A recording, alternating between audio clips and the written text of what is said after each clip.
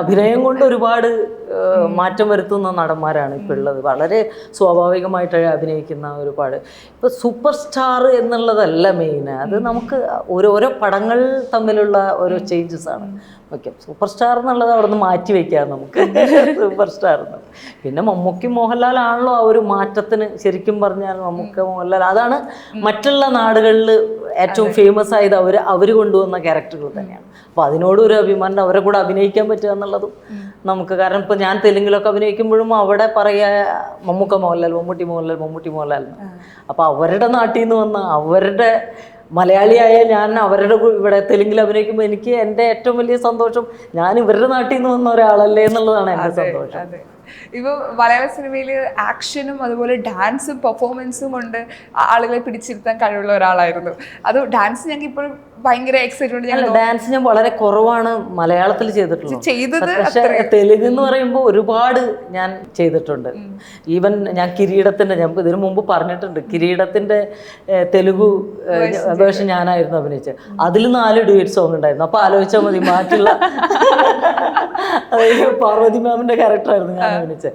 അതിൽ 4 സോങ് ഉണ്ടായിരുന്നു. എനിക്കും മോഹൻലാൽ എന്ന് പറഞ്ഞ ക്യാരക്ടറിന്റെ രാജശേഖർ, ഡോക്ടർ രാജശേഖർ, ഞങ്ങൾ രണ്ടുപേരും 4 ഡ്യൂറ്റ് ഉണ്ടായിരുന്നു. അപ്പൊ അതൊക്കെ, അപ്പൊ അവിടെ സോങ്ങിന്റെ ഭയങ്കര ഇതാണ്. അപ്പൊ അവിടെ ഒരുപാട് ഡാൻസ് ചെയ്തിട്ടുണ്ട്. ഇവിടെ ശരിക്കും ചെയ്യാൻ പറ്റിയിട്ടില്ല എന്നാണ് പറയുന്നത്.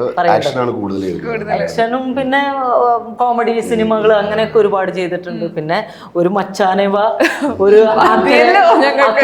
ചക്രമായി, പിന്നെ അല്ലെങ്കിൽ ഒരു നന്ദലാല, അങ്ങനെ മാത്രം മതി. അതിലിപ്പോ ഹിറ്റ് ആയിട്ട് ഞങ്ങൾ റിപ്പീറ്റ് വാല്യൂ ഉള്ള ഡാൻസ് പെർഫോമൻസ് ആണ്. അതെ, അപ്പൊ കുട്ടികൾക്ക് വളരെ ആ സമയത്ത് ഇഷ്ടം, വലിയവരെക്കാളും കൂടുതൽ എന്നെ ഇഷ്ടപ്പെടുന്നത് കുട്ടികളായിരുന്നു. അതാണ് എനിക്ക് ഏറ്റവും ഇഷ്ടം. ഞാൻ എവിടെ പോയാലും മച്ചാനമ്മ പാട്ടുപാട്, അല്ലെങ്കിൽ നന്ദലാല ആന്റി എന്ന് വരെ പേര് എനിക്ക്, വാണി ആന്റി എന്ന പേര്. എന്നെ കുട്ടികൾ നന്ദലാല ആന്റി വരുന്നുണ്ടെന്ന് പറയാം. അന്നൊക്കെ വല്ല സ്കൂളിലൊക്കെ ഫംഗ്ഷന് പോകുമ്പോൾ നന്ദലാൽ ആന്റി എന്ന് വരെ പേര് വന്നു. അങ്ങനെ ഉണ്ടായിരുന്നു. ഈ നമ്മൾ പണ്ട് ചെയ്ത സിനിമകൾ റിപ്പീറ്റ് ആയിട്ട് സ്ക്രീനിൽ കാണാൻ മടി ഉണ്ടാവും എന്ന് പറയാറില്ല. ഇപ്പൊ ഞാൻ ചെയ്ത ഇന്റർവ്യൂ എനിക്ക് റിപ്പീറ്റ് ആണ് മടിയാ.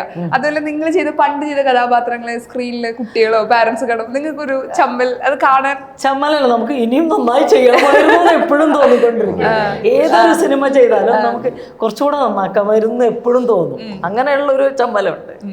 ഒരു ചാൻസും കൂടി കിട്ടിയിരുന്നെങ്കിൽ ഒന്നുകൂടി നന്നാക്കാമായിരുന്നു എന്ന് തോന്നും.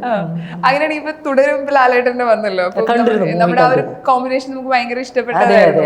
അങ്ങനെ വീണ്ടും ഒരു നടന്റെ കൂടെ സ്ക്രീനിൽ പെർഫോം ചെയ്യുകയാണെങ്കിൽ ഞാൻ ഇനി അടിച്ചു പൊളിക്കും, അങ്ങനെ തോന്നുന്ന ഒരു. എനിക്ക് അഭിനയിക്കാൻ ആഗ്രഹം, മമ്മൂക്കയുടെ കൂടെ അഭിനയിക്കാൻ ആഗ്രഹമുണ്ട്. മമ്മൂക്കയുടെ ലാലേട്ടന്റെ കൂടെ അഭിനയിക്കണം. ലാലേട്ടന്റെ കൂടെ അധികം അഭിനയിച്ചിട്ടില്ല. അപ്പൊ അതുകൊണ്ട് ഇവരുടെ രണ്ടുപേരുടെ കൂടെ അഭിനയിക്കാൻ ആഗ്രഹം.